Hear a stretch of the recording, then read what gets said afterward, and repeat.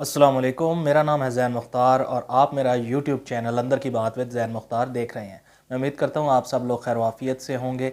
आज के दिन जो मेन ख़बरें पाकिस्तान के अंदर जो है मुख्तलिफ़ प्लेटफॉर्म्स के ऊपर गर्दिश करती रही हैं वो आपके सामने लेकर आए हूँ कुछ इन्फॉर्मेशन के साथ। सबसे पहले तो बड़ी ज़बरदस्त खबर थी पाकिस्तान तहरीक इंसाफ के चेयरमैन इमरान अहमद ख़ान न्याज़ी साहब के लिए। दिन के स्टार्ट में इलेक्शन कमीशन ऑफ पाकिस्तान जो है जो पिछले इलेक्शन हुए थे बाई इलेक्शन, उसमें इमरान खान साहब ने मुतअद्दिद जो नशिस्तें हैं उनके ऊपर इलेक्शन लड़ा था और उनका जो कामयाबी का नोटिफिकेशन है वो रुका हुआ था। और रुका हुआ इस वजह से था कि उन्होंने अपनी जो असासाजात हैं उनकी तमाम तर तफसीलात जमा नहीं कराई। फाइनली हुआ कुछ इस तरीके से है कि आज इलेक्शन कमीशन ऑफ पाकिस्तान ने अपना फैसला सुना दिया और उन्होंने ये कहा है, यानी कि इलेक्शन कमीशन ऑफ पाकिस्तान ने, कि इमरान अहमद खान न्याज़ी साहब साथ की साथ नशिस्तों से कामयाब करार पाए हैं। और दो कि हम सब लोग जानते हैं कि इसका नतीजा क्या होगा, खान साहब ने ना असम्बली में जाना है और ना उन्होंने वो हलफ लेना है। इस सिलसिले में एक इंपॉर्टेंट चीज़ बड़ी ज़बरदस्त जो डेवलपमेंट पिछले 2 से 3 दिन में होकर अब हमारे सामने आई है वो ये है कि जैसे ही नेशनल असम्बली के स्पीकर ने पाकिस्तान तहरीक इंसाफ के जो इस्तीफ़े हैं उनको कबूल किया, 35 इस्तीफ़ों को, तो बाद में जो रद्द-ए-अमल आया पाकिस्तान तहरीक इंसाफ की जानिब से उसमें कहा यह गया कि 2 ख़वातीन की नशिस्तों को निकाल कर 33 की 33 नशिस्तों के ऊपर इमरान खान साहब इलेक्शन लड़ेंगे।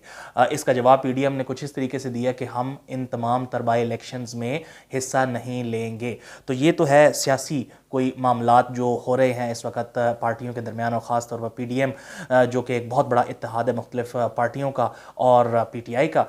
इसके बाद इमरान खान साहब के लिए दिन के अगले हिस्से के अंदर कुछ थोड़ी सी परेशान कुन खबर थी, क्योंकि इस्लामाबाद हाई कोर्ट के अंदर एक केस चल रहा है जिसके अंदर इमरान खान साहब की पहले जो कहा जाता था कि एलिजिड बेटी जो है, लेकिन आज एक जो है एफिडेविट अदालत के अंदर जमा करवाया गया है जो उनकी साबका बीवी, पहली बीवी जमाइमा गोल्डस्मिथ की जानिब से था। और वो जो एफिडेविट था उसमें ये बेसिकली जमाइमा ने कहा कि जो इमरान खान साहब की बेटी है टेरियन वाइट जेड, उसकी जो गार्डियनशिप है वो दूसरी खातून को दी जाए। और ये सारी डिटेल जो है ये आज इस्लामाबाद हाई कोर्ट के अंदर पेश की गई है। अब इस चीज़ को लेकर कैसे आगे चला जाएगा और इसके सियासी तौर पर क्या फॉल आउट होगा या किस तरीके से इम्पैक्ट करिए इमरान खान साहब को, यहाँ एक बात मैं ज़रूर आप लोगों के सामने रख दूँ कि चाहे जो भी कर लिया जाए, करंट फिल वक्त इमरान खान साहब के ऊपर जिस किस्म के जो एलिगेशंस लगा रहे हैं पीडीएम वाले या जिस तरह के केसेस आ रहे हैं ये बड़े पेटी और बहुत छोटे किस्म के हैं। इमरान खान साहब की शोहरत को और उनकी पॉलिटिक्स को इन चीज़ों से कोई असर नहीं होगा। तो बहरहाल उसके बाद ये तीसरी खबर देखिए, अदालतों से ये सारी चीज़ें हमारे मुल्क के अंदर अगर ये अदालती निज़ाम और ये सारी चीज़ें ना हो, क्योंकि हमारे जो इदारे हैं वो कमज़ोर हैं, इदारों से मुराद हमारी पार्लियामेंट हो या हमारे दूसरे इदारे हों, ये कमज़ोर हैं और ये सारे के सारे अपने मामलात जो हैं या ये बड़े घर ले जाते हैं या फिर इनको जो है वो कोर्ट्स का मुँह करना पड़ता है। बहरहाल लाहौर हाई कोर्ट में तोशा खाना से रिलेटेड केस एक चल रहा था जिसमें लाहौर हाई कोर्ट का डायरेक्टिव था कि 1947 से लेकर आज तक जितने भी तहाइफ वगैरह तोशा खाना में जमा हुए हैं, कौन कौन क्या क्या लेके गया है, कुछ उसकी डिटेल वगैरह दी जाए। बहरहाल ये तो नहीं हुआ, लेकिन आज वफाकी हुकूमत का जो जवाब जमा कराया गया उसके अंदर ये कहा गया है कि अगर ये तफसीलात मंजर आम पर आती हैं तो इससे पाकिस्तान की जो फ़ॉरेन पॉलिसी है और जो पाकिस्तान के जो खारजा ताल्लुकात है वो इम्पैक्ट होंगे। तो बात जो है वो क्या कहते हैं, बिल्ली जो है वो थैले से बाहर निकल आई कि बात सिर्फ और सिर्फ खान साहब पर ही थी कि खान साहब ने पता नहीं क्या कर दिया। अगर इन कंपैरिजन तो इमरान खान साहब देखा जाए तो बहुत सारे लोग जो पाकिस्तान में आज तक वज़राए आज़म और सदूर और मुख्तलिफ ओहदों के ऊपर रहे हैं तो उन्होंने क्या क्या कुछ लिया होगा।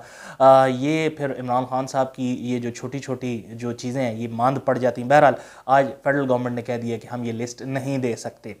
उसके बाद पाकिस्तान के लिए कोई अच्छी खबर नहीं है। वर्ल्ड इकनॉमिक फोरम का डावोस के अंदर जो है वो एक आपको पता है कि हर साल एक मीटिंग होती है जहाँ दुनिया के बहुत बड़े बड़े अमीर जो अरबपति हैं, जो सीईओज़ हैं बड़ी बड़ी कंपनियों के, और वर्ल्ड लीडर्स वहाँ पर इकट्ठे होते हैं और मुख्तलिफ़ चीज़ें और जो टैकल करने के लिए हैं इकॉनमी से रिलेटेड और बहुत और मतलब मल्टी फैसेटेड उनका एजेंडा होता है। तो वहाँ पर हमारे वज़ीर ख़ारजा बिलावल भुट्टो ज़रदारी भी मौजूद हैं।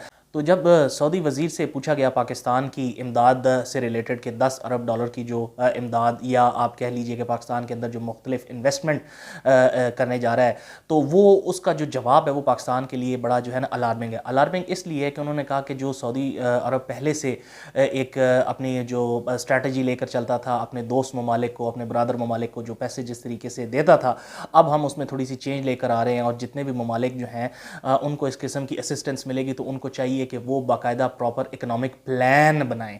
यानी कि पाकिस्तान को साफ अल्फाज में कह दिया गया कि भाई पैसे मिलेंगे, लेकिन ऐसे नहीं कि पैसे दे दिए और आपने खर्च कर दिए और आप फिर दोबारा से आ जाएंगे। पहले इकनॉमिक प्लान बताएं, क्या करना है, कैसे करना है, उसके बाद पैसे मिलेंगे।